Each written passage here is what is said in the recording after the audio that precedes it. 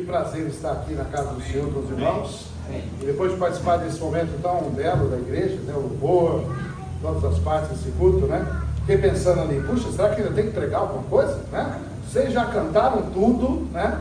Já pregaram tudo, já estão fazendo quase tudo, né? Quem sou eu para dizer alguma coisa a mais? Mas só o Senhor, amém? Que Deus possa falar nos corações dos irmãos. Primeiro, pastor, muito obrigado pelo convite, uma honra. Eu não sei porque ele falou tanto dessas dificuldades de Deus estar aqui, né? Eu viria com todo prazer. Evidentemente que teve esse pequeno negócio aí, Deus está em Israel. A gente planejou, minha esposa e eu, uma viagem para Israel já fazia um tempo. Um ano antes pagando e tal, todo aquele sacrifício, né? E finalmente fomos, né? Final de setembro, começo de abril, era só 8 dias. Fomos, né, nós dois. Ao chegava lá o pessoal, vocês estão em grupo? Não, só nós dois, né? E andamos para lá, para cá, conhecemos todo Israel possível, só, né, a parte norte, centro para cima. E aí, né, soube onde era a faixa de Gaza, mais ao sul, 80 quilômetros ao sul de Jerusalém. E aí fomos, voltamos. Na volta ainda teve um problema na conexão do voo, tivemos que ficar lá mais um tempinho na conexão na Europa. E aí vamos tudo bem. Quarta de manhã estávamos em casa, que alegria, né? Quando chegou sábado, aquela explosão, eu falei assim, puxa, Cristina, ainda bem que nós escolhemos uma semana antes, né? De tudo que aconteceu. Evidentemente, o livramento do Senhor, né? Temos ido e voltado, eu louvo o Senhor. Mas obviamente uma tristeza, né? Sabendo a destruição que acontece lá no sul de Israel, naquela região. Curiosamente, um dos dias a gente acabou encontrando com um palestino, que ele era um guia turístico, na porta lá de Jerusalém, a cidade velha. A gente combinou e ele foi conosco, nos apresentando lá umas partes históricas da cidade. Conversamos e nos tornamos assim, amigos, né? Ficamos um dia, dois juntos, né? Curiosamente, ele era um palestino, né? Islâmico e tal. E eu perguntei de melhor, qual o seu nome? Né? Ele disse, Salvo. Eu fiquei assustado, né? Salvo? Salvo. Pensei comigo, será que ele já tem Jesus no coração? Porque com esse nome, né? Mas não sabia nada sobre Jesus. E aí falei sobre Jesus, mas as tradições islâmicas acabaram travando o seu coração. Mas logo que nós chegamos aqui, dias depois eu mandei uma mensagem para ele, e ele, né? Você está salvo, né? Pelo menos a salvo dessas circunstâncias. E ele estava com a sua família em casa e agradeceu por preocupação. Mas tenho orado por ele, né? Que Deus trabalhe no coração dele. Mas enfim, graças a Deus pela viagem que tivemos, e foi uma grande bênção. Mas, como o pastor Alexandre disse, eu nasci em Batatais, né? Quem conhece Batatais aqui? Sim, né? Pelo menos, né? Tem alguns irmãos que conhecem Batatais. Eu tenho 57 anos, nasci em abril de 66. Meus pais se converteram quando eu tinha 6 meses de idade, e lá eles foram para a igreja. Meu pai é o pastor Geraldo Cupim, não sei quantos conhecem. Quem conhece meu pai aqui? Pastor Geraldo, só alguns, né? Meu pai agora está com 78, né, Chico? 78, creio. Está em Dourados, Mato Grosso do Sul, ainda servindo ao Senhor. Amém. Mas meu pai era o pastor naquela igreja, ou anos depois se tornaria o pastor. Aos 5 anos de idade, falando com minha mãe, eu aceitaria Jesus como Salvador, oraria e aceitaria Jesus como meu Salvador. Então, desde os 5 anos de idade, o Senhor salvou minha vida. Então, nesses poucos 52 anos que eu sou salvo, aprendi dos meus pais, aprendi na igreja. Deus me chamou para o ministério.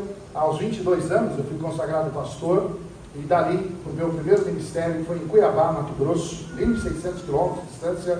Casei com a Cristina, né? E ela aceitou, né? Depois de 3 anos casados, depois de 3 anos namorando, nos casamos, e ela aceitou ir comigo para Cuiabá, e lá ficamos alguns anos, 3, 4 anos. Depois de lá fomos para Dourados, Mato Grosso do Sul, onde fui estabelecer uma igreja, Dourados, Igreja Batista Central, em Dourados. Daquela igreja, outras 2 igrejas nasceriam. Depois viemos para São Bernardo, São Paulo, lá estamos há quase 20 anos. E nesses últimos 14, quase 15 anos, temos começado uma nova igreja também. Começou na varanda da minha casa, e Deus tem abençoado. A igreja tem 14 anos e tem, graças a Deus, vidas sendo transformadas. Amém. E lá nós servimos ao Senhor. Estamos ainda no projeto de construção. As coisas lá são complicadas, na grande São Paulo, né? Os custos e tudo mais. O pastor Alexandre esteve lá, estava numa fase de construção. E aí vou depois agendar para ele voltar lá de novo pela 3ª vez, já que é assim, né? E ver se ele gosta de São Paulo. E aí para ver também a nossa igreja e pregar lá, será uma alegria. Fiquei muito feliz pelo convite, pastor, honrado por isso. que Deus possa abençoar essa igreja. Eu fico feliz pelo privilégio. A nossa igreja tem apoiado projetos missionários, não tantos quanto essa igreja ainda, mas esse é o nosso desejo. Realizamos em setembro uma conferência missionária também, um mês de missões, e estamos aí vendo nos próximos meses como vão ser as arrecadações. Hoje nós apoiamos cerca de 40 projetos missionários, entre eles alguns que foram citados aqui, né? Alguns dessa igreja, que saíram dessa igreja, e Deus permitindo, novos missionários, a nossa igreja estará apoiando. Então essa é a nossa história. Minha esposa é Cristina, estamos casados há pouco mais de 35 anos, temos 2 filhos, Bruno e Camila, os 2 já casados, né? O Bruno tem 2 meninas, a minha filha Camila casada tem 3 meninos, e nós somos então vovôs de 5 netinhos, né? Amém. Não parece, quem olha para a Cristina fala, mas você já é vovozinha, né? Ela é vovozinha, né? E ela é a vovozinha, e ela é amada pelos netinhos, e eu também sou o vovô que os netinhos gostam, né? Tá, eu sou um vovô coruja, é verdade, né? Com os filhos talvez eu era mais duro, com os netos eu virei uma moleira, né? Eles sobem na minha barriga, brincam comigo, eu acho graça, que coisa, né? Esse negócio muda a gente, né? Mas eu sou feliz pela família, meus filhos, meus netos fazem parte da nossa igreja, estão ativos na obra, e eu louvo ao Senhor por isso. Bem, bom, é isso. Estamos aqui e o meu desejo é ser uma bênção nessa igreja maravilhosa, né? A segunda igreja, que bênção nesse lugar aqui, nessa igreja. Que Deus abençoe os irmãos. Muito bem, nessa noite, fala pastor. Crianças de 4 a 8 podem sair com a dona Zilda. 4 a 10. Vamos obedecer a dona Zilda, né? De 4 a 10, né? As crianças lá, assim elas estão saindo e não vão precisar sofrer ouvindo eu pregando, né? Então, as crianças podem sair, como a tia disse. Deus abençoe as crianças no seu culto infantil, né? Eu vejo as crianças por aí, né? Eu fico olhando, né? É aquela história, depois a gente fica avô, né? A gente fica, né, olhando as crianças, né? Comparando com os netinhos, mas Deus abençoe vocês, famílias, as crianças que estão aqui, que Deus abençoe cada uma delas. Como eu disse, com meus 5 anos eu aceitei Jesus como Salvador, e eu sei como é importante que as crianças ouçam a palavra de Deus diante dos seus corações. Muito bem, Gênesis capítulo 3, versículo 8.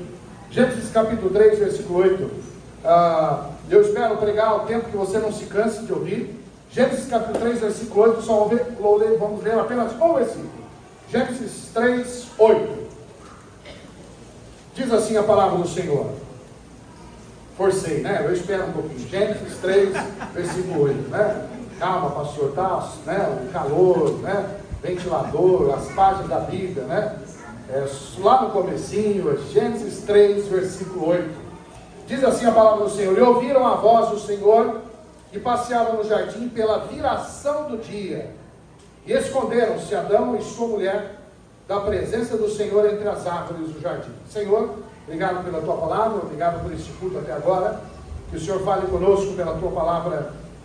Abençoe as crianças nesse culto infantil também, seja com elas, com aqueles que estavam com elas também, professores, professoras. Abençoe essa igreja, que ela continue, ó Deus, com o coração ardendo para a obra missionária. Amém. Nessa noite o Senhor fale conosco, eu te peço em nome de Jesus. Amém. Nessa noite eu quero destacar essa expressão que eu mencionei na metade do versículo. A expressão é na viração do dia. E esse é o título da mensagem, na viração do dia. Bom, eu creio que não precisa fazer um resumo muito mais resumido do que esse que eu vou fazer agora. Deus havia acabado de criar todas as coisas. Deus é o criador de tudo, amém? Amém. Deus criara todas as coisas. Nós sabemos que Deus criou a raça humana não para ser entre os animais, mas para ser a coroa da criação. E Deus então fez, e apenas fez, do homem e da mulher a sua imagem e semelhança. E nós sabemos isso e cremos assim. E aí quando Deus fez o homem e a mulher, Deus criou em paralelo aquela natureza espetacular. E a gente, quando lembra do Jardim do Éden, uma das coisas que faz a gente se encantar, né? É com aquela imaginação que a gente pode ter em relação àquele ambiente bucólico, aquele ambiente tão belo que Deus havia criado naquele espaço. Era um jardim, um paraíso, né? Um paraíso mesmo naquele lugar. Sim. E ali Deus tinha colocado que nem tinha chuva, pastor, né? Nós sabemos que era uma irrigação natural, né? Um vapor que subia e deixava tudo bem ligado. E aí nós vemos Isso é irrigação para mim? Muito obrigado. Como é o seu nome? Augusto, muito obrigado. Augusto, obrigado mesmo. Será que eu posso pôr aqui embaixo? Eu vou aqui para, de vez em quando, para irrigar de baixo para cima, né? Como fazia no Jardim do Éden. E eu fico pensando, e Deus fazia com que aquele jardim fosse cada momento mais belo. As árvores frutíferas, e eles nem precisaram plantá-las. Adão e Eva já chegaram lá e tudo estava pronto. Aquelas árvores ali. Eu tenho um pequeno quintal em casa, uma grama lá no fundo, e alguns anos atrás a gente plantou um pé de acerola e um pé de jabuticaba, pequenininhos, né? E esse pé de acerola já deu tanta acerola. Essa semana mesmo eu estava lá, né? E eu fico numa luta com os passarinhos, né? Chegam os passarinhos e chegam, de vez em quando eu tenho que ficar olhando. A jabuticaba eu já perdi, né? Já perdi, eu não consigo mais chegar a tempo. Ainda bem que ele dá várias vezes ao ano, mas os passarinhos chegam primeiro e acabam com todas as jabuticabas. Eu só vejo de longe, quando eu chego lá, já chuparam todas. A acerola, como tem muito, eles não conseguem, né? O trabalho deles é maior. E ainda eu consigo coletar algumas acerolas. Essa semana eu estava lá, antes de vir para cá, e aí eu passei pela pé da acerola, estava tudo vermelhinho, aquelas flores, aquelas acerolas bem grandes, vermelhas, um pezinho pouco maior que eu. Tudo bem, eu sou grande, mas acerola, para acerola nem tanto. E aquela acerola cheia de acerolas vermelhas, eu fui apanhando, colocando no pote. Estava só eu lá, eu fiquei pensando assim, como Deus é bom, né? Como Deus é bom. E cada acerola que eu olhava, eu falava assim, como Deus é maravilhoso. Amém. Que coisa bonita essas acerolas. Minha netinha pequenininha falou assim, vovô, se o passarinho comer, é só comprar mais. Eu falei assim, não, só Deus quem faz isso. Ora, se essas acerolas, 6.000 anos depois, já são bonitas, imagine, lá nos dias do Jardim do Éden, aqueles rios, como diz lá em Gênesis 2, de águas cristalinas. Deus tinha feito e dado o melhor para aquele casal. Não tinha nada que faltava. Nada faltava para aquele casal. E mais, se não bastasse tudo isso, tão belo, tão providenciado pelo Senhor, a relação de Deus e o homem era algo constante.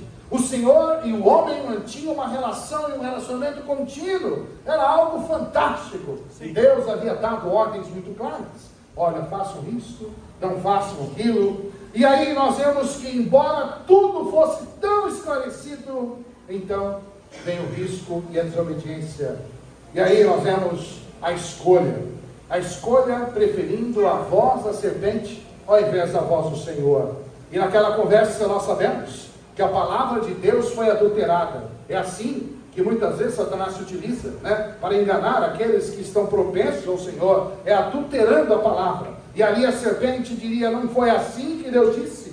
E ali a ambição pelo poder. Na verdade, o grande pecado de Eva foi desejar o mesmo pecado da serpente, de ser igual ao Senhor. Ali era a sua ambição pelo poder. E ali o primeiro pecado, primeiro cometido na sua consciência, seguido pela ação do pecado, como diz Tiago. O que esperar de Deus diante desses fatos? Diante de tamanha circunstância dos fatos, senão justiça? Mas, dessa noite, eu quero falar sobre Deus na viração do dia. E eu quero falar aqui sobre 3 reações do nosso Deus diante desses fatos. A primeira resposta do Senhor diante daqueles fatos é que nós entendemos pela palavra que Deus, na viração do dia, teve misericórdia. Misericórdia. O verso 8, a primeira parte dele diz assim: e ouviram a voz do Senhor Deus que passeava no jardim pela viração do dia. Olha, nós sabemos que a ingratidão era algo incrível, né? Indiscutível. Só de olharmos para essa história, né? E olharmos dessa forma, vendo tudo que Deus fez e tudo que Deus faz, era olhar para assim, mas que casalzinho mais ingrato, né? Depois que tudo isso que Deus fez, que casalzinho mais ingrato. Não se esqueçam de olhar para o espelho todos os dias também, né? E entendemos quanto Deus faz por nós. E aquele casal ingrato, traindo o Senhor, desprezando tudo que Deus havia feito. Eu fico pensando, se você e eu estivéssemos no lugar de Deus, acabou tudo, né? Certamente Deus poderia julgá-los, condená-los apenas e pronto. E aí, Deus já tinha dito que a morte seria a consequência. E aí a advertência também tinha sido muito clara. eu fico pensando, talvez se fosse eu, se fosse nós estivéssemos no lugar de Deus, a primeira reação seria assim, puf, acabou, liquidou o casal, né? Acabou Adão, acabou Eva, né? Pronto, podia ser simples assim. E aí Deus poderia criar a versão 2.0 de Adão, 2.0 de Eva, uma versão turbinada, uma versão melhorada, e aquele casalzinho, pronto, era o fim. E Deus fala assim, não, esse não mereceu, vamos para o outro. E Deus simplesmente poderia fazer isso. Ou Deus podia falar assim, então tá, sabe quando aquele, né, vira as costas e bate o pezinho assim? Virar as costas e simplesmente, então tá, vocês que morram aqui, fiquem aí sozinhos, já que não me quiseram. E aí, Deus, sabedor de todas as coisas, como sempre é, diz o texto que Deus passeava, veja bem, passeava pelo jardim, não chegou pisando pesado, pisando duro, né? Ele não chegou que nem um touro fumegando, não, ele diz o texto, passeava pelo jardim, e a sua voz manifestava calma e mansidão, porque Deus naquele dia, na viração do dia, decidiu ter misericórdia. Amém. Incrível como Deus poderia revelar assim. Deus olhou para aquele casal e sentiu a miséria do coração tanto de Adão quanto de Eva. Viu como eles estavam frágeis, fracassados, escondidos, tentando se esconder por detrás das folhas. Claro, era o reflexo da culpa, era o reflexo da falta de paz, que leva pessoas a se esconderem, fugirem do Senhor, fugirem da igreja, fugirem do pastor, fugirem de todo mundo, né? Em Lamentações 3:22, o texto que eu creio que todo mundo conhece, as misericórdias do Senhor são a causa de não sermos consumidos, porque as suas misericórdias não têm fim. Lamentações 3:22, amém? Essa é a questão sobre o Senhor. Quando nós olhamos essa questão sobre a misericórdia, nós compreendemos que se existe uma gênese de missões, foi ali. Ali começava missões. Sabe por quê? Porque missões começou no lugar mais importante, no coração de Deus. Amém. No coração de Deus, amando aos perdidos, amando aos pecadores. Aliás, não é diferente hoje. É no coração que missões começam. Amém. É no seu coração e no meu coração que missões precisam ser despertadas. Sim, esse amor, essa misericórdia pelos perdidos. Se isso não acontecer, jamais haverá missões. Quando nós olhamos para o mundo, não é bem diferente do que Deus olhou para Adão e Eva naquele momento, formado por pessoas perdidas, imersas no pecado, distantes de Deus. É preciso que olhemos para o mundo como Deus olhou para Adão e Eva. Sim. É preciso ver, olhar, colocar os olhos, sentir a miséria do coração. Foi assim que Jesus, quando esteve pisando nesse mundo, olhou para as pessoas. Em Mateus 9:36, o texto clássico diz lá, Mateus 9:36, eu quero destacar a primeira palavra, diz assim, e vendo as multidões, teve grande compaixão delas, amém, porque andavam cansadas e desgarradas como ovelhas que não tem pastor. Observe bem, Deus, o Senhor Jesus vendo, colocou os olhos, então teve compaixão. Misericórdia nos leva a abrir o nosso coração em favor daqueles que estão perdidos. Na verdade, quando nós olhamos com misericórdia, e nós olhamos como Deus olhou para Adão e Eva, e realmente o nosso coração se envolve nisso, então nós vamos, na prática, orar de fato por aquelas pessoas perdidas, amém? Aí nós vamos derramar o nosso coração e orar por aqueles que estão perdidos, tanto aqueles que estão à minha volta, e por esses é muito mais fácil, pelo papai, pela mamãe, pelo tio, pelo irmão, pelos filhos, por esses até mais fácil, porque queremos que eles sejam salvos, mas também por aqueles que estão longe dos nossos olhos, longe das nossas mãos.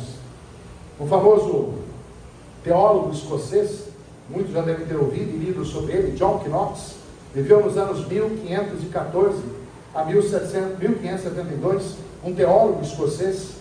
Diz a história que ele passava noites em oração, e ele clamava a Deus, dizendo apenas isso: dá-me a Escócia, senão eu morro. Dá-me a Escócia, senão eu morro. Esse homem tinha esse coração voltado para missões. Certo. Sabe o que aconteceu? Deus deu a ele a esposa. Amém. Muitas almas foram salvas, porque aquele homem realmente tinha misericórdia pelo seu povo. Na viração do dia, Deus teve misericórdia. Amém. Segundo aspecto, segunda reação, além que Deus na viração do dia teve misericórdia, Deus na viração do dia foi em busca. O versículo 9 diz assim, na primeira parte, o versículo todo diz assim: e chamou o Senhor Deus, voltando a Gênesis 3, né? Verso 9, e chamou o Senhor Deus a Adão e disse-lhe: onde estás? Certa vez eu preguei uma mensagem sobre essa expressão, onde estás? Aqui estava o Senhor.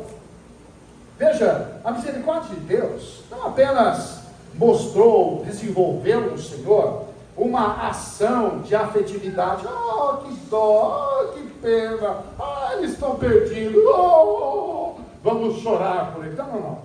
Deus não se ateve apenas a um sentimento de misericórdia, mas essa misericórdia do Senhor o impulsionou a uma ação efetiva. Afinal de contas, amor, misericórdia não se desenvolve à distância, amém?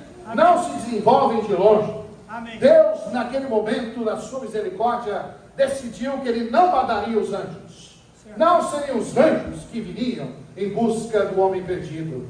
Ele mesmo deixou a glória celestial ali e foi ao jardim em busca daquele que havia perdido. Que incrível! Amém. Pensamos que o Senhor deixava a sua glória ali no jardim do Éden, passeando, e foi em busca daquele que estava perdido. Amém.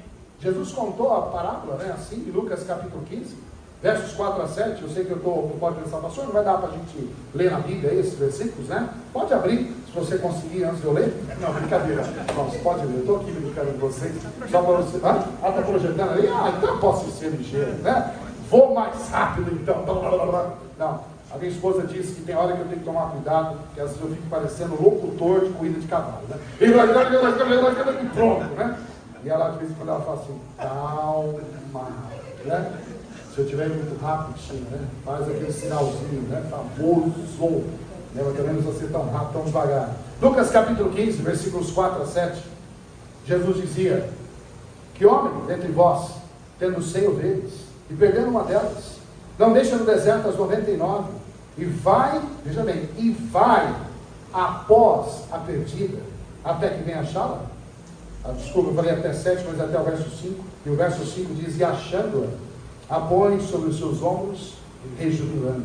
E aqui nós vemos o Senhor Jesus nessa história dizendo: e vai após ou atrás da perdida. Ele não estava contando uma história desconhecida nos céus. Assim Deus foi. Deus deixou a glória e foi em busca daquele casal perdido. Amém. Quando nós olhamos assim, nós entendemos que Deus foi o primeiro missionário da história. Amém. Deus foi o primeiro missionário da história. E quando ele foi em busca, ele sabia muito bem onde estava Adão e Eva. Ai, como sabia! Afinal de contas, como diz o Salmo 39, não há como se esconder do Senhor. Ele sabia onde estava, ele sabia do pecado que haviam cometido, ele sabia que eles estavam tentando se esconder atrás das folhas. Ele podia ver os corações aflitos, os corações sem paz naquele contexto. Sim. E Deus chega então com a sua voz amável, e ele foi se encontrar com Adão e Eva para conversar com eles. Certo. Puxa, que misericórdia! Amém. Que Deus grandioso Amém. é esse! Parou tudo. Os céus, o oxigênio estava ligado, então está tudo bem, né? Tudo estava sob controle. Olha, cuidem aí um pouquinho. Claro, Deus soberano podia fazer todas as coisas simultaneamente, como algumas mulheres, né, que fazem um monte de coisa simultânea. Deus ainda é mais assim. E ele então, deixando tudo sob controle, ainda foi e para conversar com Adão e Eva naquele contexto. Amém. Ele parou tudo por causa da sua ação de misericórdia. Sim. Mesmo sabendo como estava o coração daqueles dois, ainda o Senhor vai, conversa com eles, e ainda os instiga para que eles reconhecessem e confessassem seu pecado. O versículo 11 diz assim: e disse Deus, veja que conversa, a gente parece aqui que a gente está falando de alguém que não sabia do que se tratava. Quem te mostrou que estavas nu? Não parece uma pergunta mais óbvia. E mais, veja a próxima pergunta. Como se Deus não conhecesse? Por acaso, comece, eu estou aqui, claro, confabulando, comece tu da árvore de que te ordenei que não comesse? Deus precisava perguntar isso? Ele precisava perguntar? Ele realmente não sabia? Mas como Deus estava sendo generoso naquele momento, indo em busca? Resistentes, depois de culpar um ao outro e o próximo, resistentes, foram então, nós vemos, confrontados pela palavra de Deus. Na verdade, é só assim que nós desmontamos todas as nossas desculpas. Quando nós somos confrontados pela palavra de Deus, amém? Quando a palavra de Deus fala, nós não podemos resistir. Não temos como resistir. Amém. Na verdade, eles resistiram até que não pudessem mais conter e resistir à verdade da palavra do Senhor. Amém. Missões envolvem a mesma ação de ir em busca, de confrontar pela palavra, de evangelizar pela palavra, amém, depois de discipular pela palavra, né? De ensinar a palavra, de agregar aquelas pessoas salvas a uma igreja, como instrui a palavra e como ensina a palavra, desenvolver nesses dons e talentos para que sirvam ao Senhor através da casa do Senhor. Amém. Assim é a obra missionária, para que novos líderes sejam desafiados. E eu quero aqui primeiro tomar uma água. Eu sei que tomando água aqui, parece que vou despertar o desejo de alguns da água, mas é só porque eu estou falando mais que você. Então, desculpa, mais um pouquinho, né? Aguenta mais um pouquinho, depois você toma água. Mas o fato é que, às vezes a gente olha, eu vejo nessa igreja quantos líderes Deus despertou. E eu vejo a graça de Deus nessa igreja. Quando eu vejo aí, eu vejo e ouço a respeito dos vários que têm se levantado dessa igreja para servirem ao Senhor, eu fico alegre por isso. Eu comungo com os irmãos com essa alegria, e eu vejo como essa igreja tem cumprido a palavra do Senhor, depois de confrontados, transformados. O que nos resta se não servirmos ao Senhor? Sim, amém? O que nos resta se não separarmos nossas vidas para a obra do Senhor? Amém. Eu sei que muitas vezes alguns deixam de entregar as suas vidas. Onde estão aqueles que irão, como diz, foi falado aqui em Isaías 6:8? Talvez muitos estão presos nas suas profissões seculares. Talvez alguns estão presos nas suas ambições. Vivemos um tempo tão consumista, não é verdade? Verdade.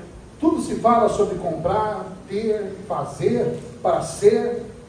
E às vezes nós vamos nos envolvendo com essa historinha mal contada do mundo, nos envolvendo numa tramóia de que precisamos. Eu preciso ter, eu preciso ser uma casa, um carro, uma profissão, um trabalho, isso, uma roupa. E nós somos tão envolvidos nisso que a gente fala, por isso eu não tenho tempo nem condições de servir ao Senhor. Muitas vezes nós somos envolvidos nessa história desse mundo e somos enfraquecidos pelas derrotas espirituais. Mas o fato é que Deus continua com o mesmo desafio. Ele foi em busca. Amém. A quem enviarei? E agora, a quem enviarei? Assim ele perguntou a Isaías, como o pastor disse aqui em Isaías 6, verso 8, a quem enviarei? Nós sabemos quem ele enviaria. Nós sabemos que o próprio Senhor Jesus deixaria a sua glória nos céus para vir a esse mundo em busca daquele que havia perdido. Amém. Em João capítulo 1, verso 14, um texto que eu tenho certeza que muitos sabem de cor. E o Verbo se fez carne e habitou entre nós. E vimos a sua glória, como a glória do unigênito do Pai, cheio de graça e de verdade. Amém. Vimos a sua glória. Mateus 18, verso 11 diz assim: porque o Filho do Homem veio salvar o que se tinha perdido. Veja a palavra, o verbo vir. Jesus veio. Deus foi em busca. Observe que a expressão da ação de ir em busca, quando nós vemos a palavra do Senhor, não apenas Jesus, não apenas os céus, mas em Atos capítulo 13, a história da igreja de Antioquia é algo que me impressiona todas as vezes. Amém. E nós vemos sobre Paulo e Barnabé, que lá diz o texto que estavam servindo ao Senhor, e aí quando o Espírito disse, apartai-me a obra, Barnabé e Saulo, para a obra que o Senhor chamado, e eles foram, apenas foram, cumprir a ordem do Senhor. Foi. Temos grandes exemplos de servos do Senhor, que também foram, como esses que foram apresentados no quadro de missões dessa igreja, que deixaram suas casas, que deixaram as suas vidas seculares, que deixaram as suas profissões, que deixaram os familiares, e simplesmente foram atender ao chamado de Deus. Quem há de ir por nós? Naquele dia, na viração do dia, Deus foi em busca daquele que estava perdido. Amém. Por último, teve misericórdia, foi em busca. E terceiro, por último, ofereceu sacrifício. O verso 21 do capítulo 3 de Gênesis diz assim: e fez o Senhor Deus a Adão e a sua mulher túnicas de pele e os vestiu. As misericórdias de Deus não poderiam simplesmente dizer assim: pecaram, vem cá, um abraço do Deus do papai aqui do céu, pronto, tudo certo. Não. Deus não podia simplesmente agraciá-los, abraçá-los, tudo bem, esquece isso, vamos deixar para lá. Tem gente que quer resolver pecado assim, né? Não, vamos deixar para lá, vamos pôr debaixo do tapete, amanhã é outra fita, e a gente pode viver tudo. Tem gente que quer fazer assim com o pecado, mas Deus não fez assim. Deus não colocou debaixo do tapete. As misericórdias do Senhor, embora ele tenha ido com a intenção de que vidas fossem salvas, não poderia deixar impune o pecador. Era necessário que a justiça de Deus fosse cumprida. E Deus mesmo foi quem cumpriu e satisfez a justiça. Ele mesmo colocou o animal e o sacrificou. O sangue de um animal foi derramado. O pecado estava coberto, como diz, nós vemos a palavra do Senhor, e mais tarde o sacrifício de Cristo removeria todo o pecado. Naquele momento, o animal sacrificado, o Messias, Jesus Cristo, seria profetizado. Adão e Eva, portanto, seriam perdoados, salvos da morte eterna, pela morte daquele animal. Foram cobertos pela pele daquele animal, como símbolos de que Deus havia justificado. Os seus pecados estavam pagos. Amém? Amém. 4.000 anos depois, o Senhor Jesus seria esse que ficaria como o Cordeiro de Deus. Amém. Que tira o pecado do mundo e se sacrificaria por todos. Único sacrifício suficiente Glória. para o perdão do pecado de toda a humanidade Glória. em todos os tempos. Sim, Senhor. Quando nós olhamos no sacrifício de Cristo, nós entendemos que este era o sacrifício dos céus. Era o melhor que os céus poderiam oferecer. Certo. Não havia um sacrifício maior para os céus do que oferecer Jesus para que todos os nossos pecados fossem perdoados. Em Romanos 5, versos 6 a 8, Romanos 5, versos 6 a 8, o texto bastante conhecido diz assim: porque Cristo, daqui a pouquinho aparece ali, né? Como na mão de Daniel lá, né? Enquanto isso, vou tomar água, já que deu tempo da tela. Porque Cristo, agora sim, estando nós ainda fracos, morreu a seu tempo pelos ímpios. Amém. Porque apenas alguém morrerá por um justo, pois poderá ser que pelo bom alguém ouse morrer, mas Deus prova o seu amor para conosco, em que Cristo morreu por nós, sendo nós ainda pecadores. Amém. A salvação, o perdão dos céus, só se tornou possível por causa da palavra sacrifício. Certo. O sacrifício do Senhor Jesus. Na verdade, quando nós entendemos missões, nós sabemos que missões somente é possível por meio de sacrifícios. Certo. Sacrifício, sabe o que é? É dar o melhor. Exato. É dar o melhor. Os missionários que foram apresentados aqui, eles sacrificaram suas vidas Certo. para que o Evangelho fosse pregado onde eles foram. O propósito desse sacrifício não é um sacrifício em vão, mas aquelas vidas, e cada uma desses 55 projetos que essa igreja apoia, é que vidas sejam resgatadas ao seu Criador. Quantos já ouviram a história daquele menino que comprou o seu próprio barquinho? Quantos já ouviram? Nossa, é tão velha essa história? Poxa, eu tenho 57 anos, né? Eu achei que nem vou contar essa história que todo mundo já deve ter ouvido muitas vezes. Mas a história é muito simples. Um menino pequeno aprendeu dos seus pais como fazer, né? Tipo a mesa que o pastor Alexandre tem lá, né? Aquela mesa de marcenaria. Ele aprendeu com pequenos pedaços de madeira e ele fez um barquinho. E ele fez aquele barquinho com tanto carinho, criou e colocou na água, testou, funcionou, e ele ficou feliz com aquele barquinho. E ele coloca na água, testa, uma dessas vezes, colocou na água, a água levou embora o barquinho. Esse menino tentou de todas as formas, perdeu o barquinho.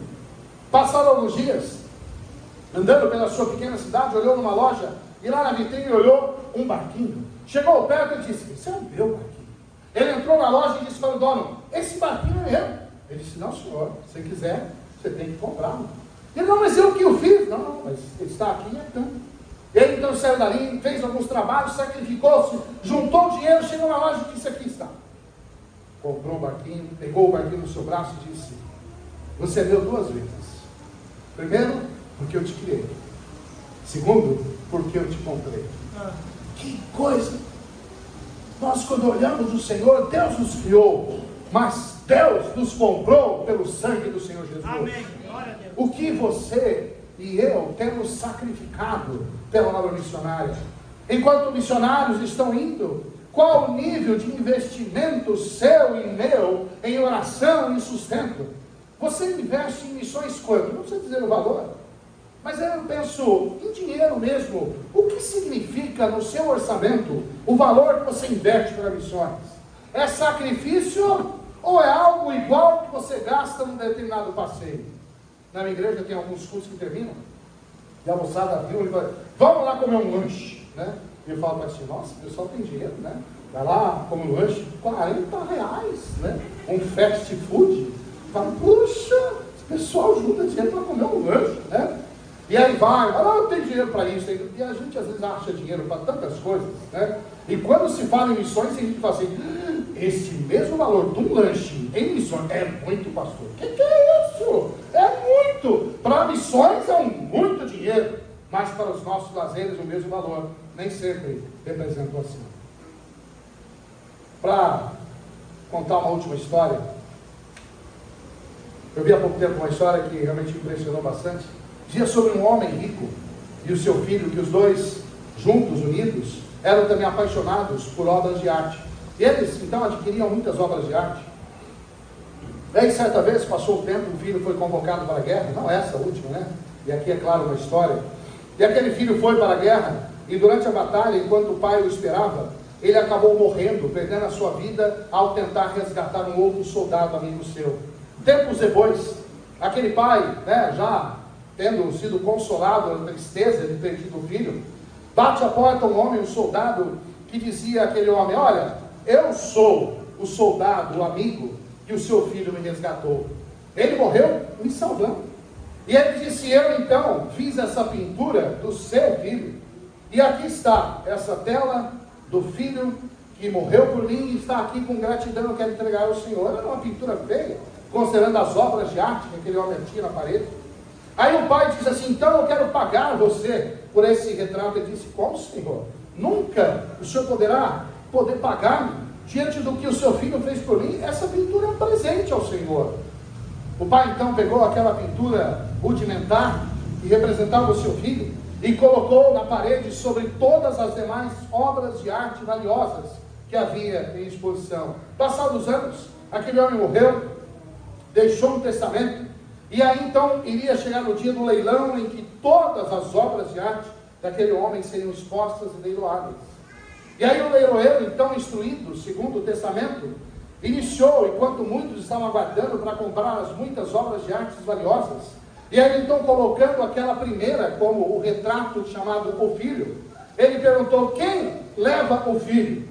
E aí, depois de muitas tentativas de subir o valor, baixar o valor, ninguém se interessava em adquiri-la. Finalmente uma voz, lá no fundo, e disse, eu tenho apenas 10 dólares, seja o que for. E aí então, o leiloeiro dou-lhe uma, dou-lhe duas, dou-lhe 3. E aí estava vendido o quadro chamado Filho. Aquele homem que adquirira era o jardineiro que havia trabalhado na casa, e com grande estima e com aquele pouco valor que possuía, ele adquiriu aquela tela importante.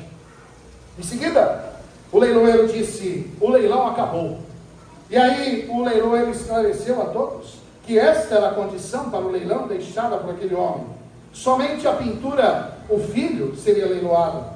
E ainda disse que aquele que a comprasse herdaria todas as demais pinturas e todos os bens e todas as posses daquela casa. E ele disse a expressão, o homem que conseguiu, que adquiriu o filho, fica com tudo. Quando nós olhamos essa história, nós vemos como Deus fez conosco. Na viração do dia, Deus ofereceu o seu filho como sacrifício. Sim. Eu termino concluindo dizendo, quando nós olhamos para tudo que Deus fez e tudo que Deus faz por nós, e nós olhamos até mesmo comparando com aquele povo lá, com Adão e Eva. Eu sei que o nosso mundo não é tão bonito quanto aquele do jardim paradisíaco, mas muitas vezes nós olhamos para tudo que Deus faz e fez por nós, E muitas vezes nós, colocando a cabeça no travesseiro, reconhecemos como temos sido ingratos. Sim. A expressão a viração do dia, na verdade era uma expressão utilizada por Deus e na palavra do Senhor, e até hoje no calendário judaico, que o calendário judaico é assim: a tarde e a manhã do dia seguinte. Na verdade, a viração do dia é o final do dia, quando o sol se põe e um novo dia viria. Quando a gente estava em Israel, uma das tardes que a gente estava lá em Tiberíades, ao lado do mar da Galileia, e aí a gente ficou lá, tomando sorvete, vimos o pôr do sol, e ao fundo o mar da Galileia e do outro lado da Jordânia. Que espetáculo ver o pôr do sol sobre o mar da Galileia, o lugar onde tantas vezes Jesus fez tantos milagres. Este é a viração do dia. A viração do dia é quando o sol se põe e termina um dia e um novo dia se inicia. Que cena maravilhosa, lá no Jardim do Éden, na viração do dia, no pôr do sol, que Deus não deixaria aquele dia terminar, sem antes demonstrar a sua misericórdia. Amém. Sem que o dia terminasse, Ele não permitiria que o dia terminasse, sem que Ele fosse em busca dos perdidos. Ele não deixaria aquele dia terminar, sem que sacrifício fosse realizado. Certo. Não deixe que fique tarde demais na sua Verdade. vida. Não deixe que o tempo passe. Hoje é o tempo, hoje é o dia. Amém. Qual a dimensão da sua misericórdia? Quanto está a metragem, ou seja, como nós podemos medir a nossa disposição em ir aos perdidos? Quais são os seus sacrifícios, os meus sacrifícios para a obra do Senhor? Como eu disse, missões continua estando no coração, no centro do coração de Deus. Está no meu e no seu coração? Estamos hoje na virada dos tempos, na viração do dia. Senhor nosso Deus, obrigado pela Tua palavra. Que o Senhor seja glorificado, que a Tua palavra possa desafiar-nos a todos nós. Que não saiamos daqui resistentes, que não saiamos daqui endurecidos, mas, ó Deus, a Tua misericórdia, a Tua disposição em ir em busca, a Tua disposição em sacrificar-se, que seja também real em nossas vidas, em nossas histórias. Tenha misericórdia de todos nós. Levante ainda aqui servos teus, servas tuas, aqueles que irão em busca daqueles que estão perdidos, aqueles que colocarão os seus joelhos no chão por almas salvas aqui em Serrana, em toda a região, no mundo, aqueles que colocarão as mãos nos seus bolsos e sacrificarão o seu melhor para que vidas sejam transformadas, os teus servos tenham os recursos para que essa mensagem chegue aos confins do mundo. Ó Deus, que na viração do dia, no término desse dia, a decisão nossa seja semelhante à tua. Ó Deus, eu te peço e te agradeço por tudo em nome de Jesus. Amém. Amém.